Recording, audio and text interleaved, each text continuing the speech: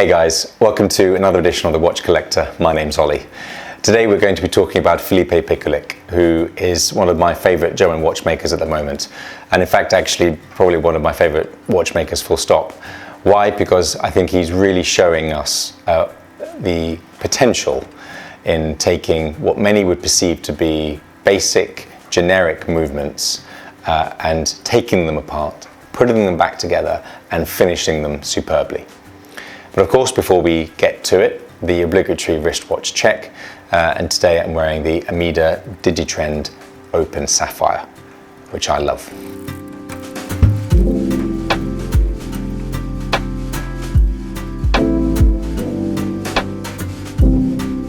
So, Felipe's Mondphase 1. In stainless steel, 316, 41 millimeters in diameter, 10.5 millimeters in height. As you can see, it's finished in a really rather lovely polished bezel, polished lugs, and the striations along the flank of the case really lend a beautiful contrast to it, and actually also take a bit of weight out of it, visually at least. I love the fact that you've got let's determine a semi-onion crown. It's not a full onion crown, but very nicely judged. The fluting is also very nicely done, not too deep, but enough to give you some grip. And overall, before we get to the dial, I think the case proportions are absolutely bang on. It has presence, it certainly has masculinity, but at the same time, I think it probably has become a hallmark of Felipe, is it also has a curvaceousness about it as well. Moving to the dial, is attention to detail and finishing are second to none, whether at this price point or at any other price point. With the outside just fading into the edge of the dial, you have a really beautiful track.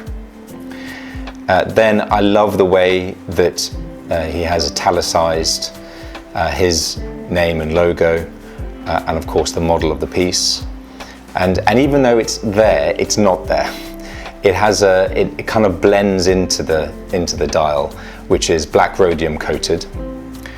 So it has a level of intrigue and moodiness that you don't always get to see, and it just doesn't sound out. It doesn't shout at you in the way that other pieces might do in terms of their logo.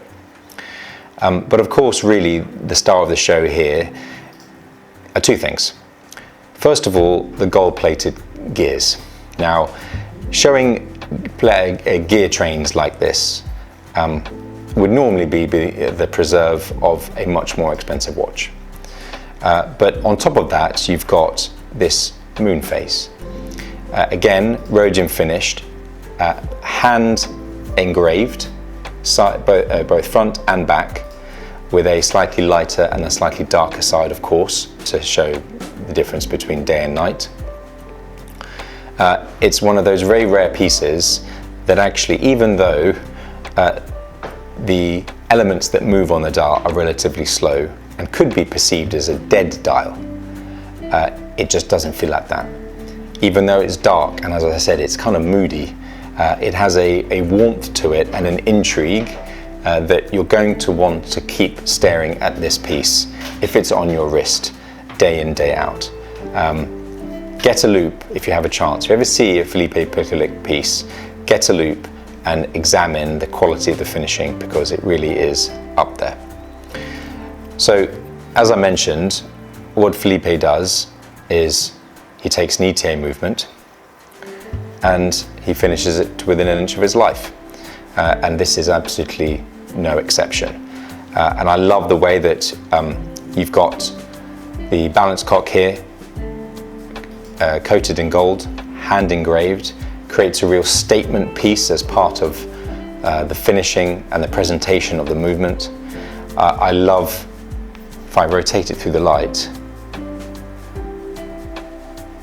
the mirrored anglage is amazing. The finishing on the barrel is superb.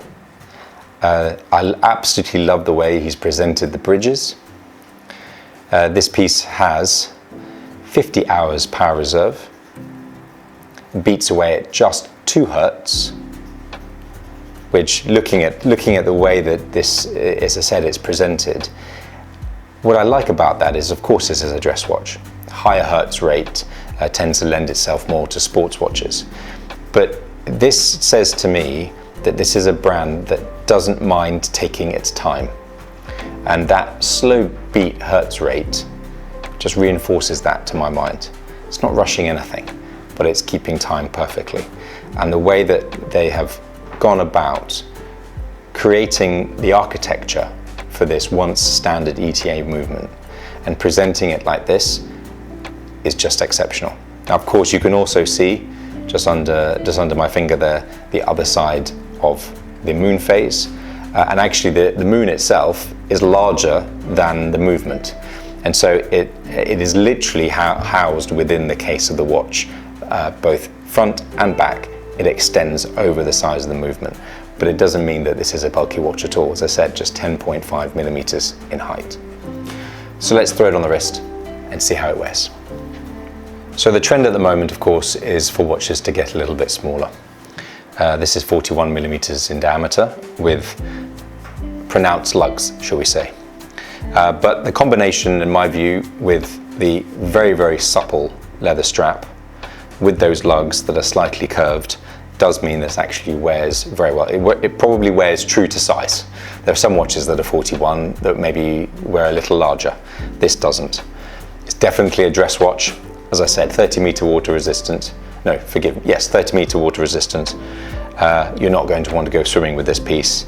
But I just imagine actually turning up to a meeting with a piece like that. I love the contrast of the rose gold gears compared to that grayed out dial. I love the fact that the brand and the model is italicized. It's slightly gloss, so you can see there's something there, but it's just so subtle. And of course, with that Moonphase at what, 1030-ish, it's just a really wonderful way to offset and bring intrigue to that dial. So guys, that's the Felipe Pikullik Mondphase 1. I'm so pleased that I got to be able to show this to you. It's a really wonderful piece, regardless of price point, but particularly at the amount that this piece costs. It's just a shame that all are sold out and there are only 20 in the first place. I'm sure Felipe could have sold more, but again, such is his ethos, he would rather keep things limited and really have that attention to detail and make sure every single piece that goes out is the best that it can possibly be. And you should be assured that Felipe still works day in, day out, tirelessly, not only on the current models, but also there are some very exciting implementations for the future, which we will get to learn in the next few months. So that's the Felipe Pikullik Mondphase 1. I'd love to know what you think about it. That's enough for me for now. We'll see you next time.